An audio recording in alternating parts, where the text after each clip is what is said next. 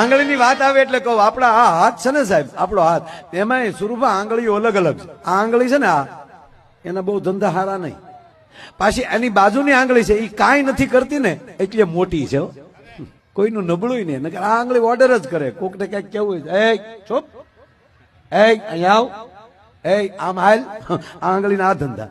આ બિચારી એવી પવિત્ર છે, એ આ શુભ કામમાં જ આગળ હોય. પણ હારીને નબળીને બેયને પાસે રાખી શકે ને, એ જ જગતમાં મોટો થઈ શકે. તમે સાંભળી લીધું. પણ તમે પાછું જોઈ લ્યો, આના ધંધા એવા છે ને એટલે આ હારા કામ કરે છે, બરોબર. આ મોટી આંગળી છે ને, એ પછી શું કરશે ખબર? એ મોટી એટલે છે માળામાં એ પેલી છે. આ ધંધા નબળા કરે ને એટલે માળામાં હારા કામમાં આખી જ રહે. બોલો તમે જુઓ તો ખરા, આપણા હાથની વાતો આપણને સમજાતી નથી. બોલો.